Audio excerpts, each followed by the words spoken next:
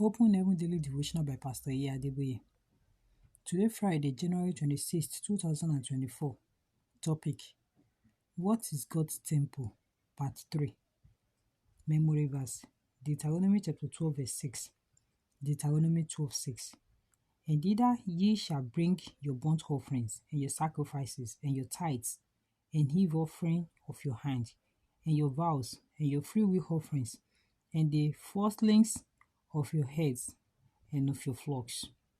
Bible reading: Deuteronomy chapter 12, verses 5 to 6. Deuteronomy 12, 5 to 6.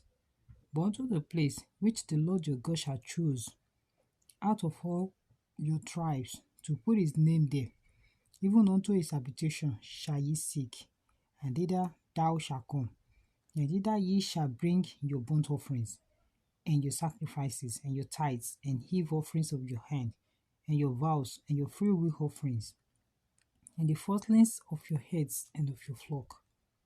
Message: Beyond being the house of prayer and healing, God's temple is also the house of sacrifice.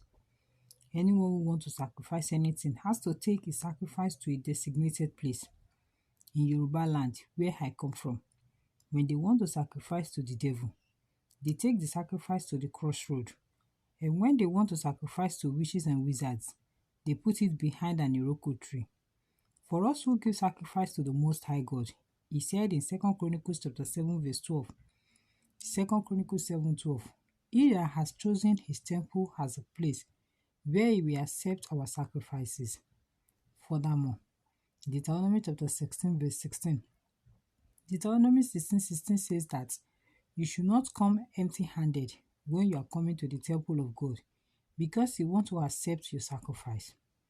A friend of mine used to say whenever he was taking offerings, if you have none, borrow from your neighbor, so that when the basket is going round, God will see you putting something in. Then he will add, it will not be long before you too will lend to others.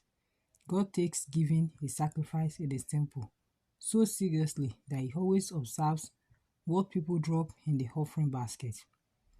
In Mark chapter 12, verses 41 to 44.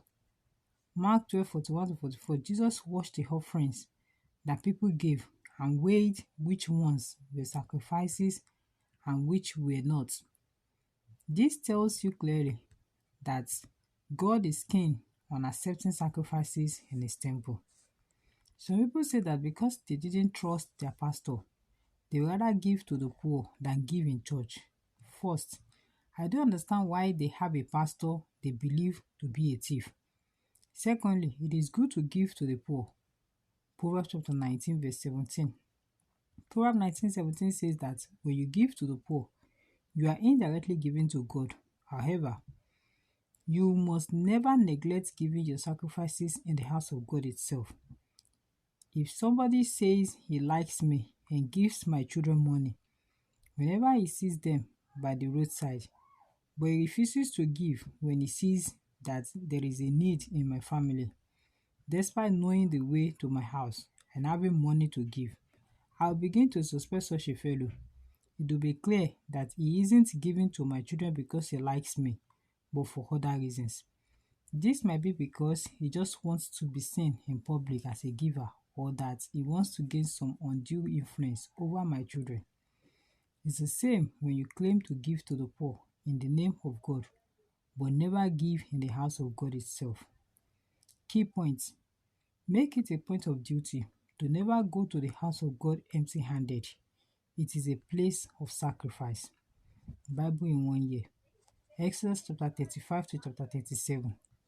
Exodus chapter 35 to chapter 37. Hymn for today: Take my life and let it be. God bless you.